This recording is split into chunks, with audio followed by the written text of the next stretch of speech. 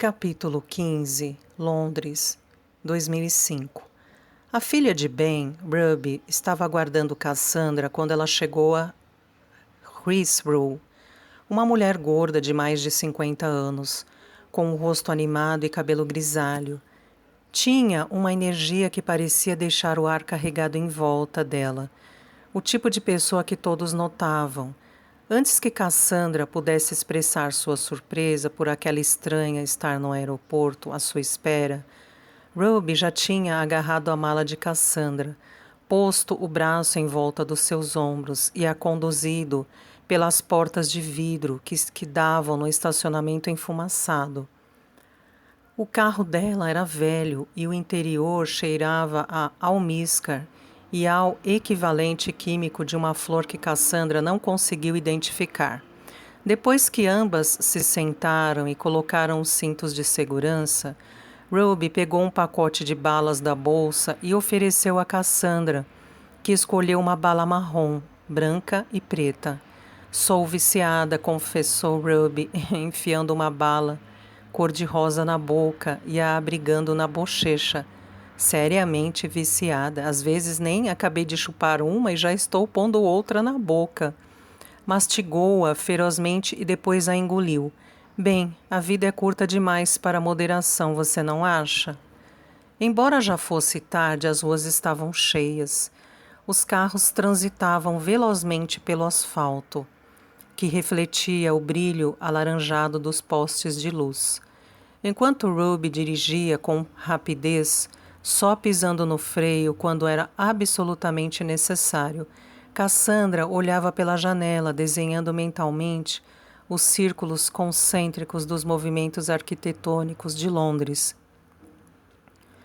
Gostava de imaginar as cidades assim. Uma corrida da periferia para o centro era como viajar em uma cápsula do tempo para o passado.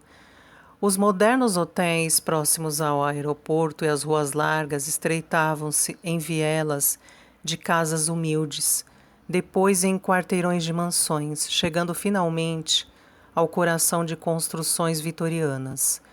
Ao se aproximarem do centro de Londres, Cassandra pensou que era melhor dizer a Ruby o nome do hotel que reservara por 2 noites, antes de partir para a Cornualha. Procurou na bolsa a pasta de plástico onde tinha guardado os documentos de viagem. "Ruby, estamos perto de Holborn." "Holborn? Não, fica do outro lado da cidade. Por quê?" "Meu hotel é lá. Posso pegar um táxi, claro. Não precisa me levar até lá." Ruby fitou-a por tanto tempo que Cassandra ficou preocupada por ela não estar com os olhos na estrada. "Hotel? Acho que não." Ela trocou de marcha, freando a tempo de evitar uma colisão com uma van azul à frente. "Você vai ficar na minha casa e não adianta protestar." "Não, não", disse Cassandra, com o clarão do metal azul ainda reluzindo em sua mente. "Não posso aceitar, é muito trabalho." Começou a relaxar a mão, que agarrava a maçaneta da porta. "Além disso, não dá mais tempo de cancelar minha reserva." "Sempre dá tempo. Deixe que eu faço isso." Ruby tornou a olhar para Cassandra com um cinto de segurança espremendo seu peito farto de tal maneira que ele quase pulava para fora da blusa. "E não é nenhum trabalho. Já preparei uma cama para você. Estou encantada com sua visita." Ela sorriu. "Papai me esfolaria viva se soubesse que eu mandei você para um hotel." Quando chegaram a South Kensington, Ruby estacionou o carro em um espaço minúsculo e Cassandra prendeu a respiração, sem fala diante da confiança daquela mulher. "Aqui estamos." Ruby tirou a chave da ignição e fez um gesto na direção de um prédio branco do outro lado da rua. "Lar, doce lar." O apartamento era minúsculo. Ficava no fundo do prédio eduardiano, no alto de 2 lances de escada e atrás de uma porta amarela. Possuía apenas um quarto, um pequeno banheiro e uma pequena cozinha anexa à sala de estar. Ruby tinha arrumado o sofá para que Cassandra dormisse ali. "Só 3 estrelas, sinto dizer", comentou. "Vou compensar no café da manhã." Cassandra olhou meio sem jeito para a diminuta cozinha e Ruby deu uma gargalhada que agitou sua blusa verde-limão. Ela enxugou os olhos. Não pretendo cozinhar. Por que se preocupar com isso quando outra pessoa pode fazer algo muito melhor? Vou levar você ao café da esquina. Pôs a chaleira no fogo. Quer um chá? Cassandra sorriu. O que queria mesmo era relaxar seus músculos faciais, que ainda ostentavam aquele sorriso amarelo. Talvez fosse por ter passado um tempo tão acima da superfície da terra, ou por causa de suas tendências antissociais, mas estava despendendo todas as suas energias para manter as aparências. Uma xícara de chá significaria pelo menos mais 20 minutos de sorrisos, acenos e respostas às perguntas incessantes de Ruby. Pensou com certa culpa no quarto de hotel do outro lado da cidade. Então, viu que Ruby já estava pondo os saquinhos nas xícaras. É uma ótima ideia. Pronto, disse Ruby, entregando uma xícara fumegante a Cassandra. Ela se sentou na outra ponta do sofá e abriu um sorriso radiante, enquanto uma nuvem com perfume de almíscar subia à sua volta. Não seja tímida, falou, indicando o açucareiro. E, enquanto isso, você pode me contar tudo a seu respeito. Que coisa fantástica esta casa na Cornualha. Depois que Ruby foi finalmente para a cama, Cassandra tentou dormir. Estava cansada. Cores, sons, formas, tudo se misturava à sua volta, mas o sono não vinha. Imagens e conversas passavam rapidamente pela sua cabeça, uma corrente sem fim de pensamentos e sensações esparsas. Nell e Ben, o estande de antiguidades, sua mãe, a viagem, o aeroporto, Ruby, Elisa McPeace e seus contos de fadas. Finalmente desistiu de dormir. Afastou as cobertas e se levantou. Seus olhos se acostumaram à escuridão e conseguiu ir até a única janela do apartamento. O parapeito largo se projetava sobre o aquecedor, e se Cassandra abrisse as cortinas, poderia se sentar nele, com as costas apoiadas em uma parede e os pés tocando a outra.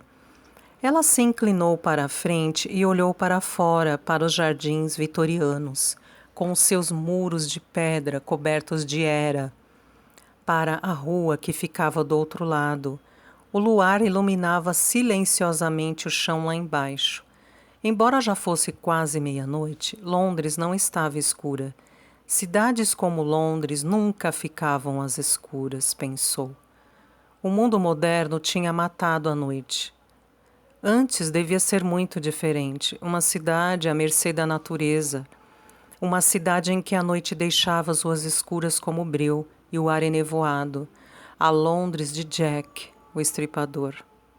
Aquela era a Londres de Elisa McPeace, a Londres que Cassandra conhecera ao ler o caderno de Nell, com ruas cobertas de neblina, tomadas por cascos de cavalos e lampiões, que se materializavam e tornavam a desaparecer na névoa.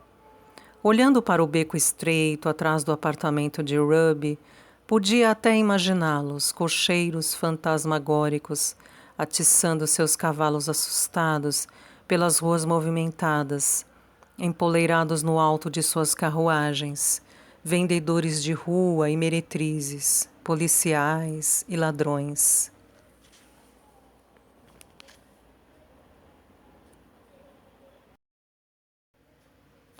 Capítulo 16. Londres, 1900. A névoa estava densa e amarela. Surgiu de repente, vinda da superfície do rio e se espalhando pelas ruas, ao redor das casas, por baixo das portas. Elisa olhava pela fenda entre os tijolos. Sob seu manto silencioso, casas, lampiões e paredes se transformavam em sombras monstruosas, balançando-se para a frente e para trás, ao sabor da neblina. A senhora Swindle tinha-lhe deixado uma trouxa de roupa para lavar, mas, na opinião de Elisa, não adiantava lavar nada com aquela névoa. O que era branco estaria cinzento no final do dia. Dava no mesmo pendurar a roupa molhada, sem lavar, e foi o que fez. Isso economizaria sabão, além do tempo de Elisa, porque ela tinha coisas melhores a fazer quando havia neblina, o clima perfeito para se esconder e espionar. O estripador era uma de suas brincadeiras favoritas. No começo, brincava sozinha, mas com o tempo ensinara as regras a Sammy, e agora eles se revezavam, fazendo os papéis de mamãe e do estripador. Elisa não conseguia decidir qual dos papéis preferia. Talvez o estripador, pensava às vezes, por causa do seu poder. Sua pele ficava arrepiada de um prazer culpado quando se aproximava sorrateiramente de Sammy, abafando um risinho enquanto se preparava para agarrá-lo.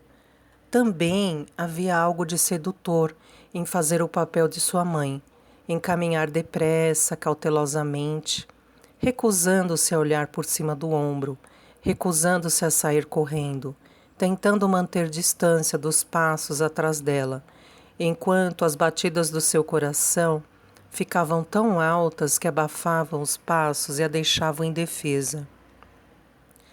Embora os Swindles estivessem ocupados saqueando as ruas, a neblina era uma dádiva para os moradores do Rio que ganhavam a vida com atividades inescrupulosas. Elisa desceu a escada silenciosamente, evitando o chiado do quarto degrau. Sarah, a garota que tomava conta da filha dos Swindles, Hattie, era do tipo que gostava de puxar o saco dos patrões, fazendo queixa de Elisa. Quando chegou ao último degrau, Elisa examinou os cantos escuros da loja. A neblina havia entrado por entre os tijolos e se estendido pelo cômodo, cobrindo os expositores e formando uma nuvem amarela ao redor do lampião. Sammy estava no fundo, sentado em um banquinho, limpando garrafas. Parecia pensativo. Elisa reconheceu, pela feição do rosto, que o irmão estava com os pensamentos bem distantes. Com um olhar para confirmar que Sarah não estava por perto, Elisa se aproximou silenciosamente dele. — Sammy! Cochichou. Nada, ele não tinha ouvido. — Sammy! O joelho dele parou de balançar e sua cabeça apareceu por cima do balcão. Seu cabelo liso deslizou para o lado. Tem neblina lá fora. Seu rosto sem expressão refletiu a obviedade desta informação. Ele deu de ombros. Neblina espessa como mingau. Os lampiões da rua quase desapareceram. Perfeito para o estripador. Isso despertou a atenção de Sammy. Ele ficou parado por um momento, pensando. Depois balançou a cabeça. Apontou para a cadeira do Sr. Swindle com sua almofada suja, marcada pelos ossos das costas que a pressionavam, noite após noite, quando ele voltava da taverna. Ele não vai saber que nós saímos. Ainda vão levar horas para voltar. Sammy tornou a balançar a cabeça, desta vez com menos convicção. Eles vão ficar ocupados a tarde inteira, não vão perder a oportunidade de ganhar mais uns trocados. Elisa sabia Elisa sabia que o estava convencendo. Afinal, ele era a parte dela e ela sempre fora capaz de ler os pensamentos dele. Vamos, não vamos demorar. Vamos só até a beira do rio e depois voltamos. Quase lá, quase lá. Você pode escolher quem você quer ser. Isso foi o suficiente, como ela bem sabia. Os olhos escuros de Sammy fitaram os dela. Ele levantou a mão fechada, como se estivesse empunhando uma faca. Enquanto Sammy ficava parado perto da porta, esperando os 10 segundos de vantagem para quem fizesse o papel de mamãe, Elisa se afastou. Passou por baixo do varal da Sra. Swindle, rodeou a carroça do trapeiro e se dirigiu para o rio. Seu coração martelava de tanta animação. Era deliciosa aquela sensação de perigo. Arrepios de medo percorriam sua pele enquanto avançava, abrindo caminho no meio de pessoas, carroças, cachorros, carrinhos de bebê, todos encobertos pela neblina. O tempo todo seus ouvidos estavam atentos ao som de passos atrás dela, cada vez mais próximos, prestes a alcançá-la. Ao contrário de Sammy, Elisa amava o rio. Ele a fazia sentir-se perto do pai. Sua mãe não gostava de falar do passado, mas tinha-lhe contado que o pai dela crescera em um trecho diferente daquele mesmo rio, que aprendera a trabalhar como marinheiro em um navio de carvão antes de se juntar a outra tripulação e viajar para o alto mar. Elisa gostava de pensar em tudo o que ele devia ter visto no seu trecho do rio, perto do cais da forca, local onde os piratas eram enforcados, seus corpos presos nas correntes até serem varridos por 3 marés. Como diziam os antigos, dançando a dança da morte. Elisa estremeceu, imaginando os corpos sem vida. Como devia ser morrer enforcado. Depois se repreendeu por ter se distraído. Aquele era o tipo de lapso típico de Sammy. Dessa vez o jogo corria bem para o seu irmão. Elisa sabia que tinha que tomar mais cuidado. Mas onde estavam os passos de Sammy?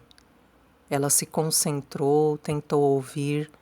Gaivotas no meio do rio, mastros estalando, madeira rangendo, um bonde passando, o vendedor de mata-moscas gritando: "Apanha-as vivas!" Os passos rápidos de uma mulher, um garoto anunciando o preço dos seus trapos. De repente, atrás dela, um estrondo, um cavalo relinchando, um homem gritando. O coração de Elisa deu um salto, ela quase se virou. Louca para ver o que tinha acontecido. Parou bem a tempo. Não foi fácil.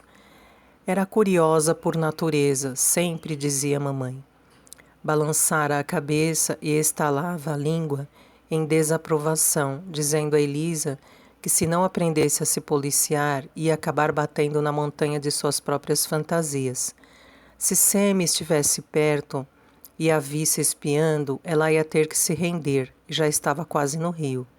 O cheiro da lama, do tâmisa, misturava-se ao odor sulfuroso da neblina. Já tinha quase vencido, só precisava avançar mais um pouco. Uma confusão de vozes irrompeu atrás dela, e o som de um sino se aproximava. O idiota do cavalo devia ter batido na carroça do amolador de facas.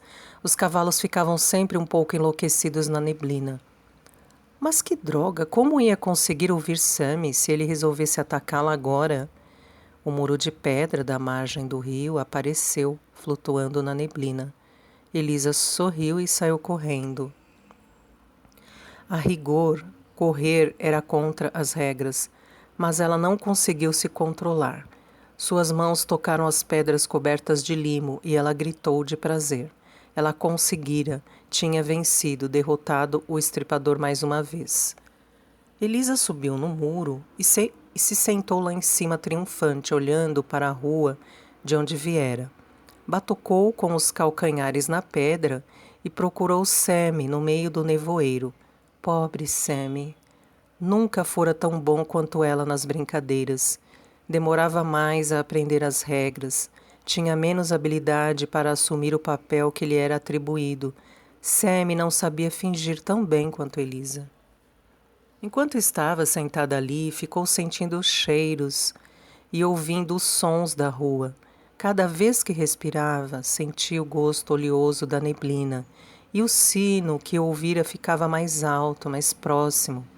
As pessoas ao redor pareciam nervosas, todas correndo na mesma direção, como costumavam fazer quando o filho do trapeiro tinha um ataque epilético ou quando o homem do realejo passava. É claro, o homem do realejo, isso explicava onde Sammy estava. Elisa pulou do muro, arranhando a bota em uma pedra saliente. Sammy nunca conseguiu resistir à música. Ele devia estar parado ao lado do homem do realejo, com a boca ligeiramente aberta, admirado, sem se lembrar mais da brincadeira nem do estripador. Ela se dirigiu para a aglomeração de pessoas, passando pela tabacaria, pelo sapateiro, pela loja de penhores. Mas, à medida que a multidão aumentava, o sino parou de tocar e não se ouvia nenhuma música de realejo. Elisa começou a andar mais depressa. Um medo terrível tomara conta dela. Usou os cotovelos para abrir caminho no meio das pessoas. Mulheres elegantes, cavalheiros de paletó, garotos de rua, lavadeiras, funcionários de escritório, procurando o tempo todo por Sammy. Informações começavam a chegar no centro da multidão, e Elisa ouviu frases cochichadas sobre sua cabeça. Um cavalo preto aparecera de repente. Um menino não o tinha visto chegar. O nevoeiro terrível. Sammy, não, disse a si mesma. Não podia ser Sammy. Ele estava bem atrás dela. Ela estava prestando atenção nele. Aproximou-se. E já tinha praticamente alcançado a clareira. Já podia quase enxergar no meio do nevoeiro. Prendendo a respiração, abriu caminho até a frente e viu aquela cena terrível. Viu a cena inteira em um segundo e entendeu imediatamente. O cavalo preto, o corpo frágil do menino caído na porta do açougue, cabelos ruivos alourados manchados de vermelho escuro nos paralelepípedos da rua, o peito aberto por um casco de cavalo, os olhos azuis, vidrados. O açougueiro tinha saído da loja e estava ajoelhado ao lado do corpo. Ele está morto, sem chance, pobrezinho. Elisa olhou para o cavalo, que estava assustado com o nevoeiro, com a multidão, com o barulho, bufando e soltando um ar quente que agitava a neblina. Alguém sabe o nome desse menino? A multidão se agitou enquanto as pessoas se viravam umas para as outras, erguiam os ombros, balançavam a cabeça. Acho que já ouvi por aqui, disse uma voz. Elisa fitou os olhos pretos e brilhantes do cavalo. Enquanto o mundo parecia girar em volta dela, o cavalo permanecia imóvel. Eles se olharam por um instante e, naquele momento, ela teve a impressão de que o animal enxergava dentro dela. Via o vazio que tinha sido aberto tão depressa e que ela iria passar o resto da vida tentando preencher. Alguém deve conhecê-lo, disse o açougueiro. A multidão se calara, o que tornava o ambiente ainda mais estranho e misterioso. Elisa sabia que devia sentir ódio do cavalo negro, que devia desprezar suas pernas fortes e ancas lisas, mas não. Encarando o animal, sentiu uma espécie de empatia, como se ele compreendesse, melhor do que ninguém, o vazio dentro dela. Certo, o açougueiro assobiou e um jovem aprendiz apareceu. Vá buscar o carrinho e tire o menino daqui. O aprendiz correu para obedecer. Enquanto ele colocava o corpo do menino no carrinho, o varredor começava a limpar a rua suja de sangue. Acho que ele mora lá na Battersea Church Road, disse uma voz. Parecia a voz de um dos homens do escritório de advocacia, onde sua mãe trabalhara. Não exatamente a voz de um homem culto, porém mais educada do que a dos outros habitantes do Rio. O açougueiro ergueu os olhos para ver de onde vinha. Um homem alto, com um pince-nez e um paletó velho, mas limpo, se aproximou, saindo do nevoeiro. Eu o vi lá outro dia mesmo. Houve um murmúrio quando a multidão digeriu esta informação. Olharam com outros olhos para o corpo despedaçado do menino. Sabe dizer em que casa, senhor? Infelizmente não. O açougueiro fez um sinal para o ajudante. Leve-o para a Battersea Church Road e pergunte por lá. Alguém deve conhecê-lo. O cavalo balançou a cabeça na direção de Elisa 3 vezes. Depois suspirou e desviou os olhos. Elisa piscou. Espere! disse quase num sussurro. O açougueiro olhou para ela. O que é? Todos os olhos se viraram para ela.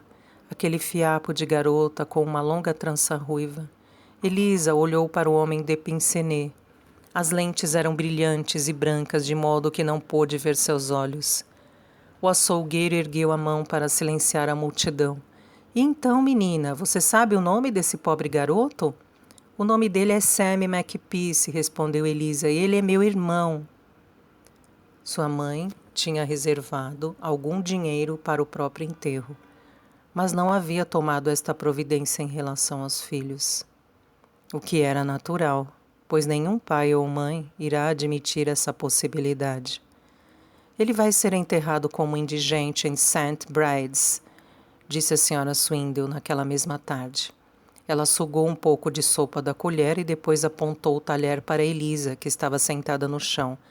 Vão abrir o buraco de novo na quarta-feira. Até lá, acho que vamos ter que conservá-lo aqui. Mordiscou a bochecha, esticando o lábio inferior. Lá em cima, é claro. Não posso deixar que o fedor espante os fregueses. Elisa já ouvira falar no enterro de indigentes em St. Bride's. O buraco enorme, reaberto todas as semanas, a pilha de corpos, o clérigo encomendando rapidamente o corpo para poder fugir depressa daquele fedor. Não, em St. Bride's não. A pequena Hattie parou de lamber seu pão.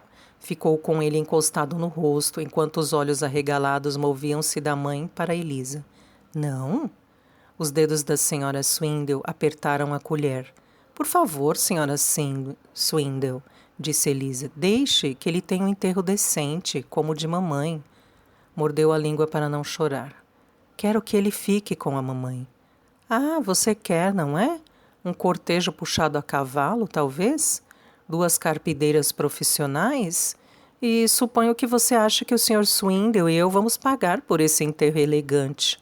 Ela fungou.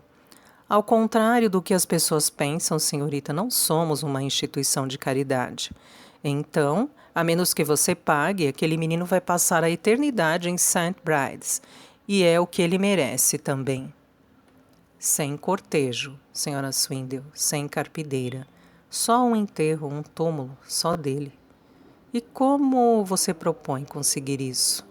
Elisa engoliu em seco. O irmão da senhora Barker é coveiro. Talvez possa fazer isso, se a senhora pedir. Desperdiçar um favor por você e seu irmão idiota? Ele não é idiota. Foi estúpido o bastante para se deixar pisotear por um cavalo. Não foi culpa dele, foi o nevoeiro. A senhora Swindle tomou mais um pouco de sopa. Ele nem queria sair, disse Elisa. É claro que não, ironizou a senhora Swindle. Não era dado a esse tipo de travessura. Você, sim. Por favor, senhora Swindle, eu posso pagar. Ele ergueu as sobrancelhas. Ah, você pode pagar, é? Com promessas e fantasias? Elisa pensou na bolsinha de couro. Eu tenho algum dinheiro. A senhora Swindle abriu a boca e deixou escorrer um pouco de sopa. Algum dinheiro? Só um pouquinho. Ora, sua vadiazinha. Ela apertou os lábios, parecendo o fecho de uma bolsinha de moedas. Quanto? 1 shilling. A senhora Swindle deu uma gargalhada, um som horrendo, tão estranho, tão grosseiro, que a filha dela começou a berrar. 1 shilling? Disse com desprezo. 1 shilling não paga nem os pregos para fechar o caixão. O broche da mãe. Podia vender o broche.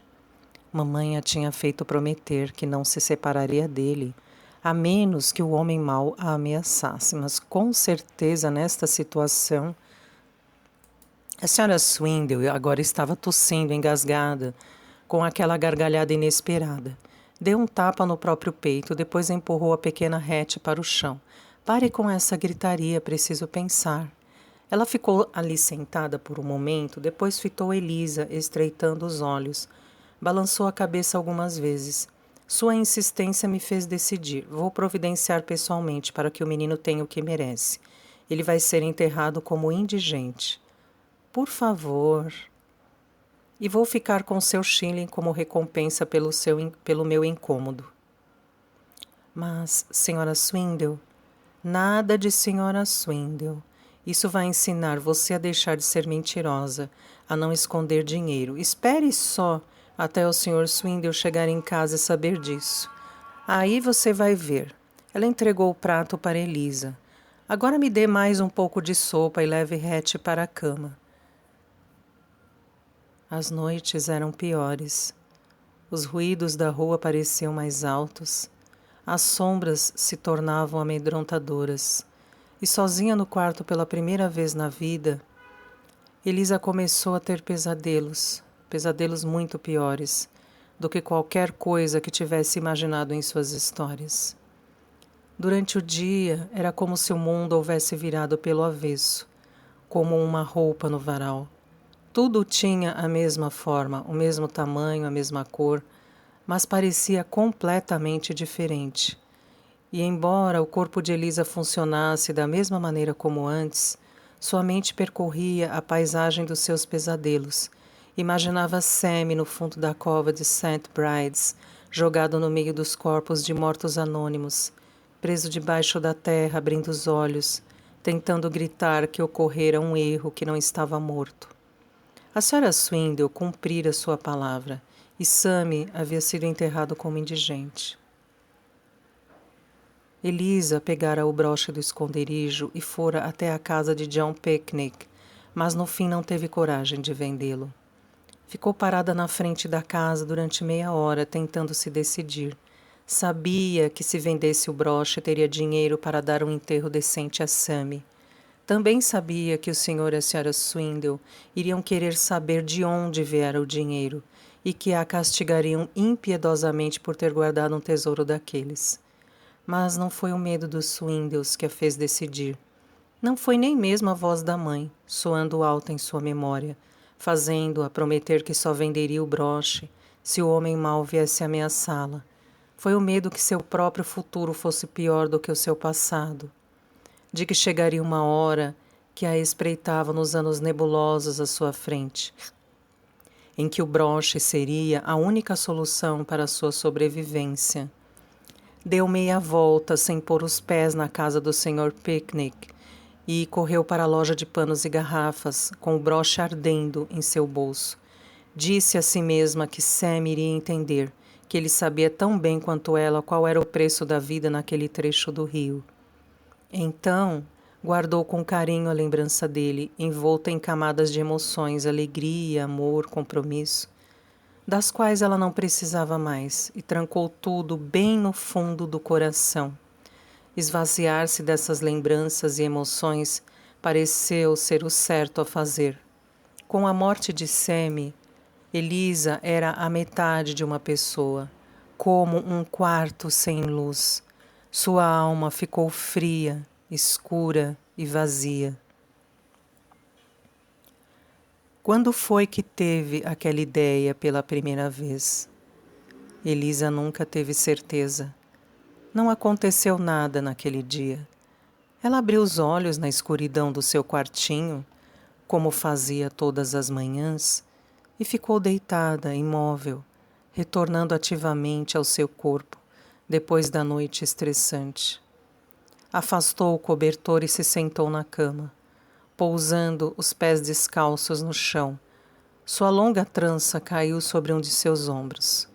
Estava frio, o outono cedera lugar ao inverno, e a manhã estava escura como a noite. Elisa riscou um fósforo e acendeu a vela. Depois olhou para seu avental pendurado atrás da porta. O que a levou a fazer aquilo? O que a fez pegar a camisa e a calça que estavam penduradas atrás do avental? O que a fez vestir as roupas de Sammy?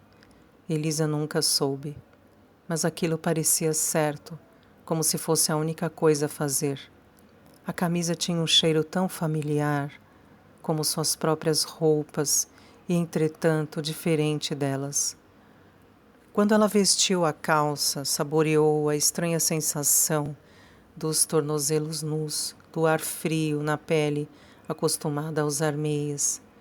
Sentou-se no chão e calçou as botas de Sammy, que couberam perfeitamente em seus pés. Depois parou diante do pequeno espelho e olhou de verdade. enquanto a vela tremulava ao seu lado. Um rosto pálido respondeu ao seu olhar. Cabelo comprido, de um ruivo dourado, olhos azuis e sobrancelhas claras. Sem tirar os olhos do espelho, Elisa pegou a tesoura de costura sobre a cesta de roupa suja e puxou a trança para o lado. A trança era grossa e ela teve que fazer força para cortá-la, até que finalmente caiu em sua mão. Sem nada que o prendesse, seu cabelo deslizou, solto, ao redor do seu rosto. Ela continuou a cortar, até que o cabelo ficou do mesmo tamanho do de Sammy.